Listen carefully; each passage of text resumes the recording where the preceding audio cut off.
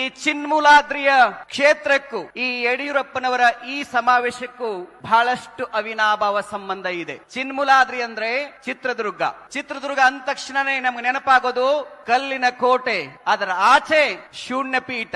ಆ ಶೂನ್ಯ ಪೀಠದ ಸಂಸ್ಥಾಪಕರು ವಿಶ್ವಗುರು ಬಸವಣ್ಣ, ಮೊದಲ ಅಧ್ಯಕ್ಷರು ಅಲ್ಲಮ ಪ್ರಭುದೇವರು. ಕಲ್ಯಾಣ ಕ್ರಾಂತಿ ಆದ ನಂತರ 4 ಶತಮಾನಗಳ ಕಾಲ ಬಸವನ ಶಬ್ದ ನಿಶಬ್ದವಾಗಿತ್ತು. ಅಂತಹ ಸಂದರ್ಭದಲ್ಲಿ ಕಾರ್ತಿಕದ ಕತ್ತಲಲ್ಲಿ ಆಕಾಶ ದೀಪವಂತೆ ಬಂದವರು ಯಡಿಯೂರ ಸಿದ್ದಲಿಂಗೇಶ್ವರರು. 101 ವಿರಕ್ತರನ್ನ ಕಟ್ಟಿಕೊಂಡು ನಾಡಿನ ತುಂಬೆಲ್ಲ ಪ್ರಥಮಂತು ಬಸವಣ್ಣ, ದ್ವಿತೀಯಂತು ಲಿಂಗವು, ತೃತೀಯಂತು ತತ್ವ ಬ್ರಹ್ಮಾಂಡವೆಲ್ಲ, ಅಕಳಂಕ ಗುಣನಿಧಿ ಚಿದಾನಂದ ಬಸವಂಗ ಅಂತ ಹೇಳಿ ಬಸವ ತತ್ವದ ಬೀಜಗಳನ್ನ ಬಿತ್ತಿದ್ರು.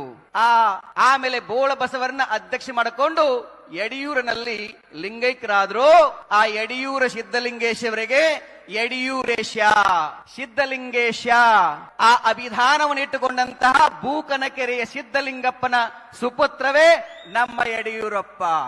100 ಜನ ಮಂಡ್ಯದಲ್ಲಿ ಹುಟ್ಟಿ ಶಿಕಾರಿಪುರದಲ್ಲಿ ಶಿಕಾರಿ ಹೊರಟು ಪುರಸಭೆಯಿಂದ ಸೈಕಲ್ ಮೇಲೆ ಸಂಚಾರವನ್ನ ಮಾಡ್ತಾ ಹೇಗೆ ಅವತ್ತು ಯಡಿಯೂರ ಸಿದ್ದ 101 ವಿರಕ್ತ ಕಟ್ಟಿಕೊಂಡ್ರು, ಹಂಗೆ ಯಡಿಯೂರಪ್ಪ ಏನ್ ಮಾಡಿದ್ರು ಅಂತಂದ್ರೆ ಅನಂತ ಕುಮಾರ್, ಬಿ ಶಿವಪ್ಪ, ವಿ.ಎಸ್. ಆಚಾರ್ಯರು, ಡಿ.ಎಚ್. ಶಂಕರಮೂರ್ತಿ, ಈಶ್ವರಪ್ಪ, ಹೀಗೆ 106 ಜನ ಕಟ್ಟಿಕೊಂಡು ಲಕ್ಷಾಂತರ ಕಾರ್ಯಗಳು ಕಟ್ಟಿಕೊಂಡು ಈ ಕರ್ನಾಟಕದಲ್ಲಿ ಮೊಟ್ಟ ಮೊದಲ ಬಾರಿಗೆ ಕಮಲದ ಬೀಜಗಳನ್ನ ಬಿತ್ತಿದ್ರು.